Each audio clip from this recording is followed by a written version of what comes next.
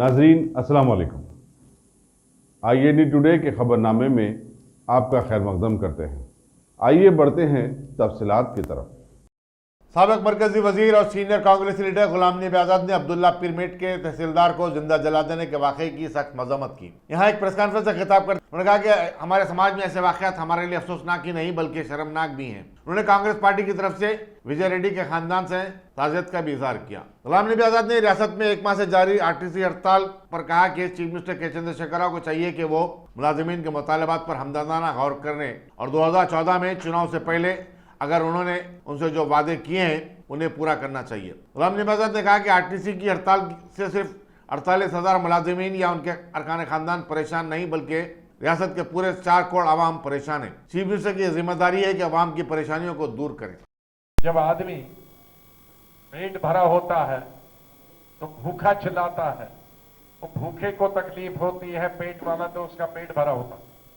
जब उसका पेट में खत्म हो जाता है खाना तो भूखा चिल्लाता है, तो उसको लग रहा है यार ये सच बोल रहा।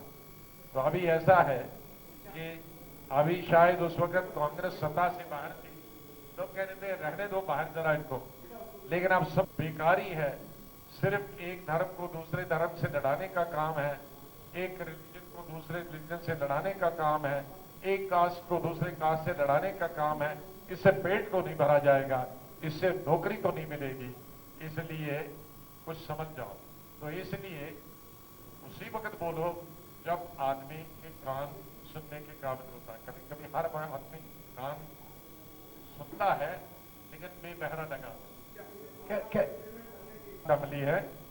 अभी परसों ही श्रीमती सोनिया गांधी जी ने सभी वर्किंग कमेटी के मेंबर्स को और सभी जनरल सेक्रेटरी, हाँ ये इंचार्ज थे वहां, इनकी सबकी मीटिंग ली और सबको बताया है कि सब अपने स्टेट में जाकर मीटिंग लें, PCC की, DCC की, और हर डिस्ट्रिक्ट लेवल पे ये एजुकेशनल प्रोग्राम शुरू करें। अभी आए हमारे मित्र साहब, सबकी मीटिंग लेंगे, बताएंगे, सबकी मीटिंग लेंगे और पूरे डिस्ट्रिक्ट। और मिसेस गांधी ने यह भी कहा कि मुझे डेट चाहिए हर हिंदुस्तान के 650 डिस्ट्रिक्टों की कि किस डिस्ट्रिक्ट में, अब 10 दिन में करना है, किसी दिन 4 डिस्ट्रिक्ट भी हो सकते हैं, 2 डिस्ट्रिक्ट भी हो सकते हैं, किसी दिन शायद 1 डिस्ट्रिक्ट भी नहीं हो। लेकिन ये तय हुआ है परसों की मीटिंग में कि 650 के 650 के जो डिस्ट्रिक्ट है और जो इंचार्ज जनरल सेक्रेटरी है वो कांग्रेस प्रेसिडेंट को देगा, फोटो समेत और फुटेज समेत क्या एजुकेशन हुई है, कितने लोग थे, क्या क्या उसमें बोला गया, क्या मेमोरेंडम दिए। तो इसको हम सुनिश्चित करेंगे, इंश्योर करेंगे कम से कम 6.5 डिस्ट्रिक्ट में हो जाए, और 6.5 डिस्ट्रिक्ट में भी हो जाएगी तो बहुत बड़ी बात है। तो जाना कोई रोक सकता है, ना इधर उधर जाना रोक सकता है। जिसको सिद्धांत होंगे, उसूल होंगे, वही यहां रुकेगा। और जिसको रोटी, अल्लाह ने रोजी जब तक उम्र है वो भी है। जाने वाले जाते हैं। आजकल स्वार्थी बहुत हो गए हैं लोग, आई विल कम। आजकल स्वार्थी बहुत हो गए हैं लोग क्रैश क्रॉप होती है ना, नहीं कैश क्रॉप होती, जल्दी काटो, अभी पैसे अभी दे दो है। तो आजकल जिस तरह से हर चीज में, एक वक्त था फूड बनाने में टाइम लगता है, आज वो फूड मिलती है हर जगह, क्या उसको फूड को क्या बोलते हैं, फास्ट फूड। तो जमाना ऐसा बदल गया हर चीज में। मैं जब कश्मीर में था तो मेरे दादा ने सेब के पेड़ लगाए थे, वो कहता था ये पेड़ 30 साल के बाद फल देता है। जब मैं चीफ मिनिस्टर था तो कहा जी नए पेड़ आ गए हैं जो 6 साल में फल देता। अभी मैं परसों गया था, कहा भी 2 साल में फल देता। 34 से 5 तो अनाज हमारी रोटी पानी बहती में जो पैसा जिस दिन से घुसा, तो उस दिन से राजनीति भी और राजनेता भी लोगों की नजरों में गिर गई। जो कैश क्रॉप में जाता है वो पैसे बनाने के लिए जाता है, दौलत बनाने के लिए जाता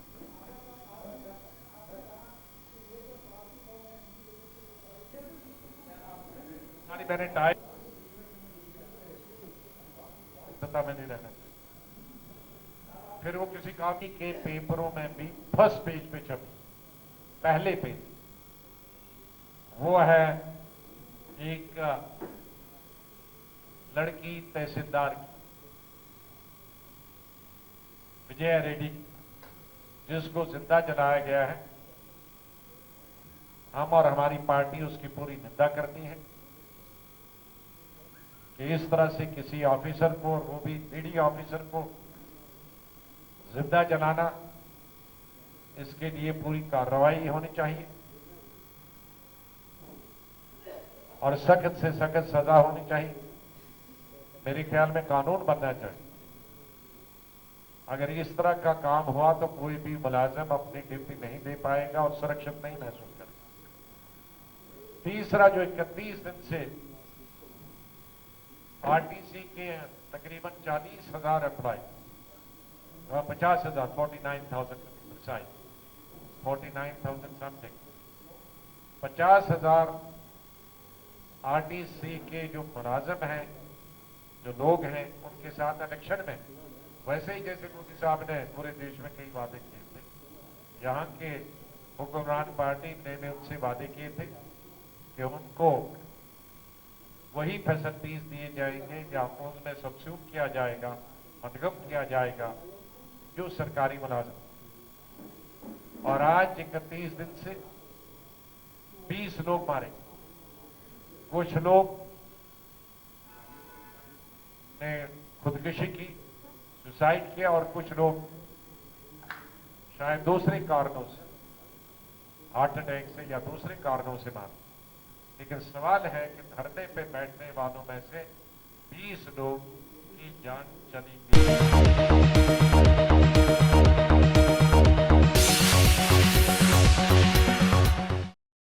अब्दुल्लापुर मेट में खातून तहसीलदार विजया रेड्डी की हलाकत यकीनन अफसोसनाक और शर्मनाक वाकया है, लेकिन इससे एमआरओ ऑफिस में आवाम को जिन परेशानियों का सामना करना पड़ता है उसकी अक्कासी करता है। सुरेश के बारे में कहा जाता है कि मंडल रेवेन्यू ऑफिस में उसकी दरखास्त पर कोई कार्रवाई नहीं की गई और टाल मटोल से काम लिया जा रहा था। चुनाचे उसने ये संगीन इकदाम कर बैठा।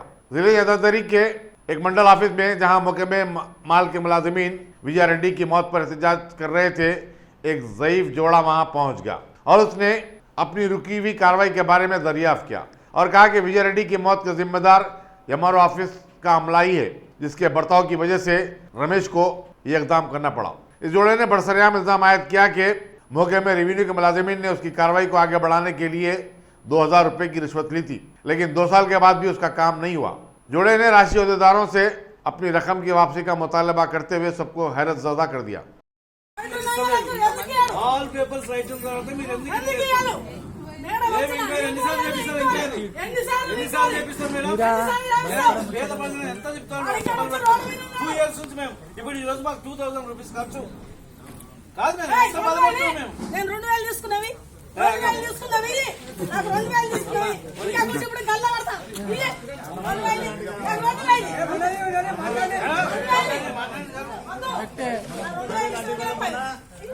మన 30,000 అంటే కదా మరి మన 2,000 తీసుకున్నావి, కష్టపడి తెచ్చిచ్చినాయి ఇయ్యే ఇప్పుడు కాసుకి లేవయాలే నేను దాడు నీది కాదు ఎవరితే అన్నాడు. నేను ఈ వయసులో సాగిన వాళ్ళను అన్ని అధికారులు చేస్తారు.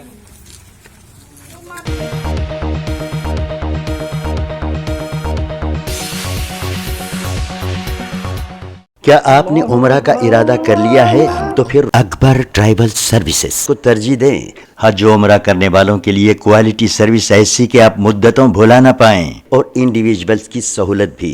इंटरनेशनल और domestic air ticketing, visa endorsement, visit visa, immigration और पासपोर्ट ऑनलाइन की सहूलत भी दस्तयाब है। हर माह उम्रा के 2 ग्रुप्स रवाना होंगे। मक्के शरीफ और मदीने मुनव्वरा में बिल्कुल करीब क़याम, तीनों वक्तों पर हैदराबादी ग़िज़ाएं, लग्जरी होटल में क़याम, एसी बसें, ज़ियारतों की सहूलतें, आपके सफ़र से जुड़ी तमाम ज़रूरी उमूर की बेहतर से बेहतर खिदमात की पेशकश लिए।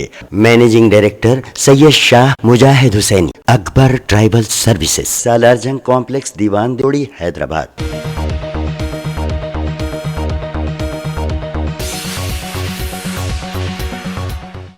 हमारे मुल्क भारत में सैकड़ों तनाज़ात के चलते अब खेल कूद के मुकाबले जात में भी गड़बड़ियों की खबरें मंजर आम पर आने लगी हैं। अभी सिकंदराबाद के RRC ग्राउंड पर खवातीन के जुमरे की बॉक्सिंग सिलेक्शन में बहुत सारी गड़बड़ियों की शिकायत मौसूल हुई हैं। कई बॉक्सिंग की खिलाड़ी लड़कियों के वालिदैन ने सिलेक्शन पर उंगली उठा ली।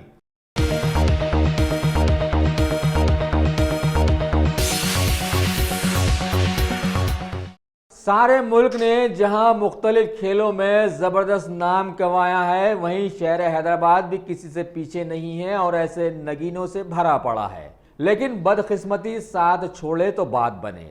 अभी खबर मिली है कि पुराने शहर के एक इलाके के रहने वाले मार्शल आर्ट्स के माहिर एक 23 साल नौजवान महबूब खान ने साबिका में ऐसे ही मुकाबले जात में हिस्सा लेते हुए 3 बार गोल्ड मेडल्स हासिल किए हैं और तेलंगाना के साथ साथ हैदराबाद के पुराने शहर का नाम भी ऊंचा किया। लेकिन माली हालात खराब होने की वजह से अभी ये बहरीन की चैंपियनशिप में हिस्सा लेने से महरूम हो गए हैं। लिहाजा इस मौके पर शहर की एक TNGO ने इस मार्शल आर्ट के माहिर होनहार नौजवान महबूब खान को 25,000 के इमदादी चेक का तोहफा पेश किया। अब देखना है कि आगे क्या होता है। TNGOs यूनियन जिंदाबाद, TNGOs यूनियन जिंदाबाद, मुजीबाना नायकत्वम वर्धिल्लाली, मुजीबाना नायकत्वम वर्धिल्लाली, जय तेलंगाना, जय Telangana. Telangana NGOs union Hyderabad district के जानिब से आज मीटिंग मुनक़िद की गई। ये मीटिंग का मकसद हमारे जनाब मोहम्मद महबूब खान साहब जो Telangana association of mixed martial arts तम्मा के जो तलबा हैं वहाँ से आप ये इल्म हासिल किए, तो इनकी ये ख्वाहिश थी कि जो बहरीन में ये नवंबर 10 से 17 तक बहरीन के सिटी में जो ये मिक्स्ड मार्शल आर्ट्स का गेम हो रहा है उसमें पिछले 2 साल से मुसलसिल गोल्ड मेडल हमारे हिंदुस्तान की तरफ से ये हासिल किए हैं। तो इस बार भी हिंदुस्तान से तेलंगाना रियासत से हैदराबाद के शहर से जाने का मौका मोहम्मद महमूद खान को फिर से एक बार मिला। आपके जानिब से हम अल्लाह ताला से ऊपर वाले से यही दुआ करते हैं कि इनको कामयाबी इंशाल्लाह हासिल हो, क्योंकि गुर्बत है, फाइनेंशियल कंडीशन सही नहीं है। तो तकलीफ़ थी, तो उनके उस्ताद की ये रिक्वेस्ट थी कि भाई इनको आप हमारे जानिब से तेलंगाना एनजीओस यूनियन के जानिब से अगर कोई मदद मिलती है तो वो अगर बेहतर रहता बोल के उनकी रिक्वेस्ट किए थे। तो आज मीटिंग में हम लोग डिसाइड कर महबूब खान को हम तहे दिल से उनका इस्तकबाल यहाँ पर कर रहे हैं और हम यही दुआ कर रहे हैं कि भाई हमारे से जो भी हो सकता, हम लोग 25,000 रुपये आज उनको माली इमदाद किए हैं। इंशाल्लाह आने वाले दिनों में भी हम लोग करेंगे और मैं ये तवक्को दिलाता हूँ कि जितने भी नौजवान हमारे तेलंगाना रियासत में हैं, आप देख रहे हैं चीफ मिनिस्टर साहब कई हमारे स्पोर्ट्समैन को दूसरे मुमालिकिन में वो इवेंट्स में जीत कर आने के बाद उनको फाइनेंशियली और हर तरीके से भी सपोर्ट कर रहे हैं। तो आपके जानिब से मैं जनाब चीफ मिनिस्टर साहब हरदिल अजीज़ चीफ मिनिस्टर साहब जनाब चंद्रशेखर साहब से और हमारे स्पोर्ट्स मिनिस्टर जनाब श्रीनिवास गौड़ साहब से भी मैं अदबन गुजारिश कर रहा हूँ कि ये हमारे पुराने शहर के नौजवान हैं, 23 साल के हैं, आप बहुत गरीब हैं, उसके बावजूद में भी आपकी हिम्मत की तारीफ़ बिल्कुल हम लोग उनका सराहना कर रहे हैं, क्योंकि अगर बाहर के मुमालिकिन को जाने के लिए लाखों का ख़र्चा होता, उसके बावजूद में भी उन्होंने हिम्मत रखकर कई लोग हम आपके जानिब से मैं सबको रिक्वेस्ट कर रहा हूँ कि भाई ऐसे स्पोर्ट्समैन की मदद करिए जो हमारे हैदराबाद में है, फिर हमारे रियासत से है, फिर हमारे हिंदुस्तान से है। तो आने वाले दिनों में भी और ये इवेंट के बाद में इंशाल्लाह मैं श्रीनिवास गौड़ मिनिस्टर से भी मिलकर इनकी फाइनेंशियली इमदाद के बारे में भी बात करूंगा। और रविंद्र रेड्डी साहब जो हमारे स्टेट के प्रेसिडेंट हैं, राजेंद्र साहब जो स्टेट के जनरल सेक्रेटरी है, मैं उनके नोटिस में भी ये बात ले गया, तो वो लोग भी ये तवक्को दिए कि वो बोले मुझे भाई अभी टाइम बिल्कुल ख़त्म पे है, तो ये बार महबूब खान को जाके आने दीजिए, उसके बाद में आप उनको बुलाइए। हम मिनिस्टर से बात कर जो भी हो सकता हम ज़रूर करेंगे, क्योंकि हमारे तुलबा का यह ख्वाब था कि सुनहरा तेलंगाना में ऐसे बच्चे जो आगे बढ़ रहे हैं, ऐसे बच्चे जो अपने मेहनत से मुशक्क़त से आगे बढ़ रहे हैं, तो ये भी वो सुनहरे तेलंगाना का एक हिस्सा है महबूब खान। लिहाजा मैं आपके जानिब से मैं पर्सनल रिक्वेस्ट कर रहा हूँ कि ये वीडियो को जितना आप ज़्यादा लोगों को शेयर कर सकते करिए, क्योंकि हम तमाम के लिए फ़ख्र की बात है, हम तमाम के लिए खुशी की बात है कि भाई हमारे बीच में से हमारा बच्चा आज दूसरे दूसरे कंट्री को जाकर या हमारे हिंदुस्तान का नाम रोशन करने की कोशिश कर रहा है। बहरहाल हाथ जीत तो ऊपर वाले के हाथ में है। हम आप तमाम लोग भी दुआ करिए, इंशाल्लाह हम लोग भी इनके साथ हैं। आज तमाम हैदराबाद डिस्ट्रिक्ट के सरकारी मुलाजिमीन भी महबूब खान साहब के साथ, उनके उस्ताद के साथ, तम्मा के साथ है। आने वाले दिनों में भी आप देखें, हम जब केरला में मुसीबत आई थी, केरला में बाढ़ आई थी, तो भी हम लोग करीब 14-15 लाख रुपए देकर उनकी मदद करे थे। गरीब जो तुलबा है उनके लिए किताबा और बैग्स वगैरह फ़रोख्त किए थे। और जो गुरबा है बच्चे, अनिसुल गुरबा में भी उनको भी जो भी हमारे से मदद हुई वो भी करे। मतलब तेलंगाना NGOs यूनियन एक ऐसी जमात है, एक ऐसा यूनियन है जो खाली हमारे मतलब तनख्वाह के लिए या हमारे प्रमोशंस के लिए लड़ने वाले नहीं हैं। हम लोग बराबर हमारे तेलंगाना के रियाय के, तेलंगाना के तुलबा के बच्चों के बारे में भी सोचने वाले हैं। और पिछले 3 साल से ब्लड डोनेशन कैंप भी मुनक़िद किया जा रहा है। करीब पिछले साल 507 लोग इसमें हिस्सा लेकर एक नया रिकॉर्ड कायम किए। इंशाल्लाह फिर 2 महीने में फिर से ब्लड डोनेशन कैंप भी मुनक़िद करेंगे। इस बार 1000 लोग का हमारा टारगेट है। उसके अलावा स्पोर्ट्स मीटिंग भी होती है यहाँ पर। तमाम ईदों को भी बराबर का दर्जा देते हैं। मतलब यहाँ पर क्या है, मुसलमान, हिंदू, सिख, ईसाई तमाम हमारा नारा ही यूनिटी स्ट्रेंथ है। तो ये जो गंगा जमुना तहजीब है हिंदुस्तान में, हैदराबाद में, उसको आगे ले जाते हुए आप तमाम से मैं फिर से एक बार आप तमाम का शुक्रिया अदा करता हूँ, क्योंकि हैदराबाद डिस्ट्रिक्ट जितने भी हम लोग आज तक प्रोग्राम करें, उस प्रोग्राम में तहे दिल से आप तमाम लोगों का शुक्रिया अदा करते हुए महबूब खान के लिए आप तमाम लोग दुआ करिए। इंशाल्लाह फिर जल्द से जल्द उन्होंने वापस हैदराबाद में फिर एक बड़ा जलसा रखकर हम इंशाल्लाह मिलेंगे। Thank you very much.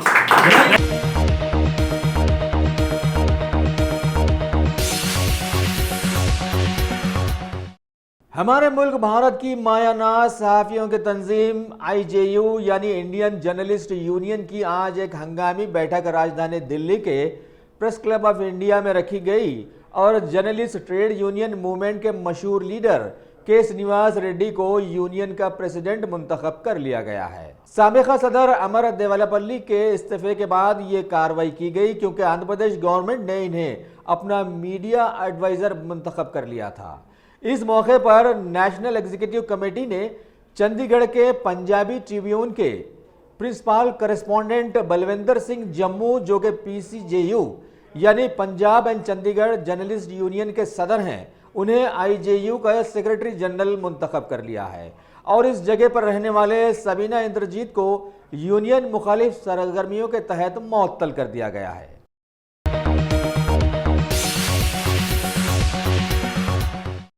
शहर हैदराबाद का तारीखी अजूबा सालारजंग म्यूजियम में आज मीलादुन्नबी सल्लल्लाहु अलैहि वसल्लम की तकारीब के सिलसिले में एक जायज़ा इजलास का एहतमाम किया गया और मेहमान खुसूसी की हैसियत से कमिश्नर पुलिस हैदराबाद अंजनी कुमार को मदऊ किया गया। इस इजलास में महकमा पुलिस के कई आला ओहदेदारों के साथ साथ शेखुल जामी निज़ामिया मुफ्ती खलील अहमद, शहर के कई जय्यद उलमा इकराम जैसे मौलाना हुसामुद्दीन सानी उर्फ जाफर पाशा, मौलाना कबूल पाशा शुतारी खादरी, मौलाना औलिया हुसैनी उर्फ सईद खादरी, हाफिज मुजफ्फर खान वगैरह वगैरह ने भी शिरकत की। हर साल की तरह मिलादुल नबी की तैयारी के लिए हैदराबाद पुलिस के तरफ से एक छोटी सी मीटिंग बुलाई गई, जिसमें हमारे सभी बुजुर्ग, सभी उलेमा, ओल्ड सिटी के, ईस्ट जोन के, वेस्ट जोन के सभी जगह से और हमारे हैदराबाद सिटी पुलिस के सभी अफसरान आकर यहाँ गुफ्तगू किए। ये 12th ईयर है, 12वां साल है जब हैदराबाद में मिलादुल नबी के जलसे की तैयारी हो रही है और मिलादुल नबी के लिए जो जुलूस, प्रोसेशंस निकलते हैं उसके बारे में डिपार्टमेंट की तरफ से जो भी तैयारियां की गई हैं, traffic arrangement, law and order maintenance, बल्दिया के तरफ से जो लाइट या बाकी सब चीज़ की ज़रूरत होती है, वो हर चीज़ हम लोग पहले से बेहतर करेंगे। इस तरह के जलसे में हमारे ऊपर जिम्मेवारी के साथ साथ एक बहुत बड़ी एक खुशी का एहसास भी होता है कि हम लोग सब मिलकर नबी की शान में जो ये फंक्शन है उसमें शरीक होकर अपने आप को बहुत खुशनसीब समझते हैं। ऐसे मौके पे मैं ख़ास करके नौजवानों से एक अपील करना चाहता हूं कि हर साल कुछ एक घटनाएं ऐसी होती हैं जिसमें लोगों को चोट लगती है मोटरसाइकिल एक्सीडेंट के कारण। मैं बहुत सभी लोगों से अपील करता हूं कि नबी की शान में अगर आप बाइक तेज चलाते हैं तो उनकी शान में कमी होगी हमारे हिसाब से। अगर आपको चोट लगती है, अगर आपके कारण किसी और को चोट लगती है, तो ये सेलिब्रेशन का सही तरीका नहीं है। मैं सभी से गुजारिश करता हूं, खास करके जो बाइक पर रहते हैं, कि आप बिल्कुल संयम से चलाएं बाइक, हेलमेट पहनकर चलाएं बाइक, ट्रिपल लोडिंग नहीं करें बाइक पर। ये आपके अपने हित में है। ये पुलिस डिपार्टमेंट की तरफ से पाबंदी है, यह सोचकर नहीं उसको समझें। आपकी सेफ्टी और सिक्योरिटी आपसे ज़्यादा उसकी अहमियत देश को है। आपकी ज़रूरत हैदराबाद शहर को है। अभी आप नए उम्र के हैं, आने वाले 40 साल आप मेहनत करके देश को बहुत कुछ देंगे, शहर को बहुत कुछ देंगे। ऐसे मौके पे जो भी रूल्स रेगुलेशंस हैं, कायदे कानून हैं, उन सबको ज़रूर आप फॉलो करें। आज की मीटिंग के लिए मैं सभी बुज़ुर्गों को बहुत बहुत उनका शुक्रिया अदा करता हूं कि उन्होंने यहां आकर हमारे पूरे डिपार्टमेंट की हौसला अफजाई की, और उनके आने से हमारे सभी ऑफिसर बहुत खुश होते हैं। उनके विचारों को सुनकर, उनकी तकरीर को सुनकर एक नया जोश, एक नई समझ आती है, जिससे हम लोग सब मिलकर सोसाइटी को, हैदराबाद शहर को और बेहतर और खुशहाल और प्रॉस्परस बनाते हैं। Thank you.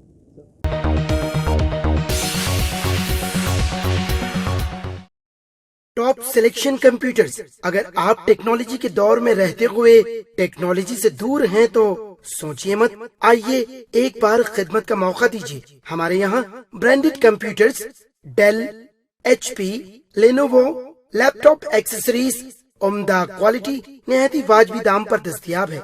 School, college, corporate, office वगैरह में बल्क क्वांटिटी में सप्लाई की जाती है। इसके साथ साथ हमारे यहाँ माहिर टेक्नीशियंस की निगरानी में रिपेयर की सहूलत भी मौजूद है। अगर आप अपने घर, दुकान, सोसाइटी, स्कूल वगैरह को सेफ और क्राइम फ्री बनाना चाहते हो तो इंस्टॉल कीजिए CCTV कैमरा जो HD क्लियरिटी के साथ दस्तयाब है।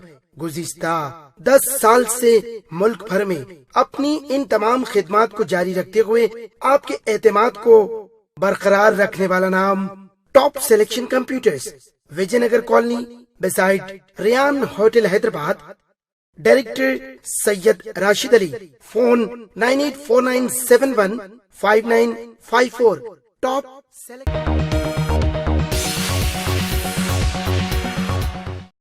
तेलंगाना के पार्लिमानी हलके मलकाजगिरी के कांग्रेसी MP रेवंत रेड्डी ने आज विजया रेड्डी हलाकत वाले सिलसिले में उनके घर जाकर उनके खानदान वालों को पुरसा दिया और इस हादसे पर तबसरा करते हुए बतलाया कि TRS हुकूमत में एक मजिस्ट्रेट का पावर रखने वाली खातून का ये हाल है तो आम आदमी की कदर क्या होगी।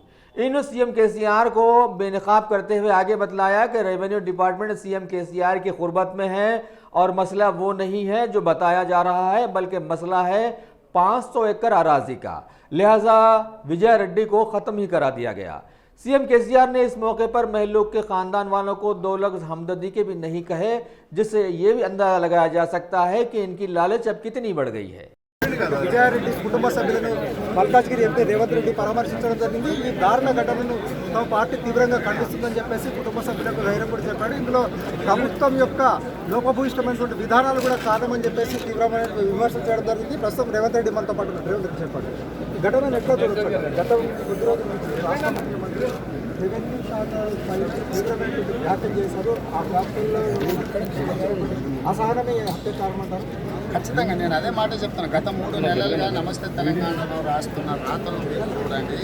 అదేవిధంగా ముఖ్యమంత్రి గారి సందర్భం వచ్చినప్పుడల్లా రెవెన్యూ సిబ్బందిని వారే మంత్రి వారి శాఖలో పనిచేస్తున్న రెవెన్యూ సిబ్బందిని అంట దొంగలుగా గజ దొంగలుగా చిత్రీకరించి కొల్లగొడుతున్నారు అన్నట్టుగా పేద ప్రజల రక్తం పీల్చుకొని తాగుతున్నారు అన్నట్టుగా మాట్లాడడం వల్ల అసహనం పెరిగిపోయింది.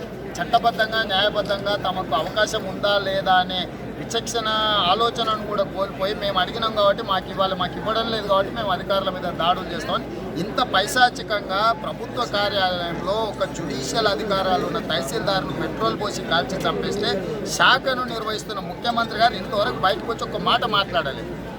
కుటుంబాన్ని పరామర్శించే ప్రయత్నం చేయలేదు. అంటే ముఖ్యమంత్రి గారి దృష్టిలో విజయ్ గారి తహసీల్దార్ గారి ప్రాణం కాదా, అందులోనూ విధి నిర్వహణలో ప్రాణాలు కోల్పోయింది. ఎక్కడో మారుమూల ప్రాంతంలోనో వ్యక్తిగత కక్షలతోనో జరగలేదు. ప్రభుత్వ కార్యాలయంలో చావుకులోనే అది కూడా చాలా దారుణంగా పెట్రోల్ పోసి కాల్చి చంపేస్తే కూడా ప్రభుత్వం వైపు నుంచి స్పందన లేదు. రెవెన్యూ శాఖ మీద ఆ సిబ్బంది మీద ప్రభుత్వం ఏదైతే విష ప్రచారం చేశారో ప్రత్యేకంగా నమస్తే తెలంగాణ చేసిన విష ప్రచారం వల్ల వచ్చిన దుష్ఫలితాలే నిన్న జరిగిన సంఘటన. దాదాపుగా ఒక 7 ఎకరాలకు సంబంధించిన విషయంలో ఘటన జరిగిందని చెప్పేసి నిందితుడు పోలీసులు పాల్గొన్నారు. ఒక అంశం. ఈరోజు తాజాగా మరొక విషయం బయటకు వచ్చింది. స్థానిక ఎమ్మెల్యే ఈ మొత్తం ఇష్యూను సాల్వ్ చేస్తాడు దాదాపు ఒక 30 లక్షల రూపాయల వరకు సేకరించడం జరిగింది.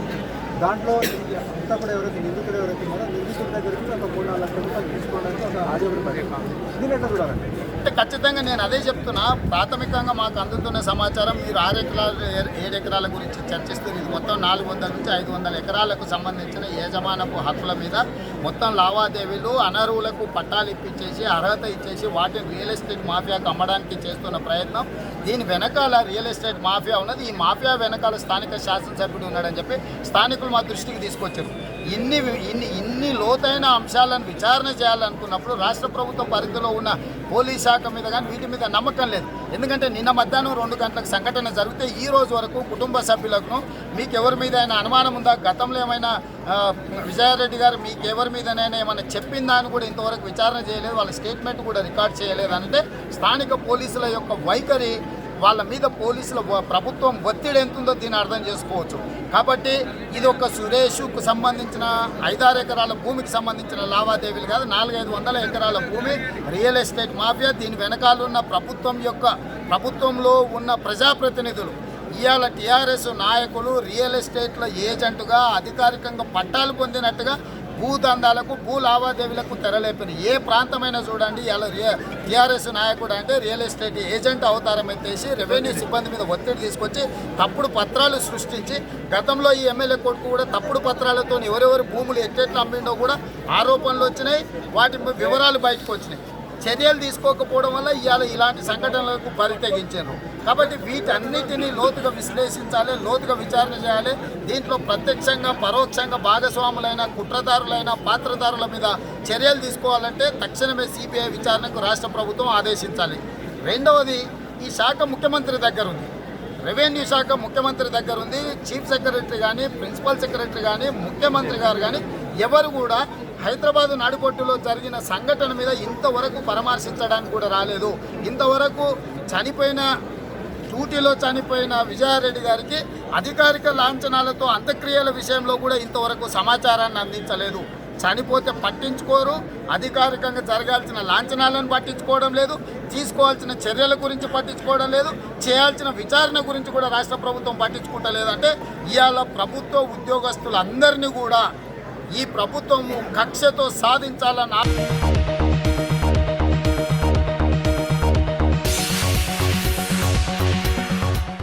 अगर आपने हमारे चैनल को सब्सक्राइब नहीं किया है तो आपको यहाँ सब्सक्राइब बटन दिख रहा है, उसे क्लिक करिए और सब्सक्राइब कीजिए और साथ ही साथ बेल आइकॉन को भी क्लिक करिएगा जिससे कि आपको ताज़ा अपडेट मिलते रहें।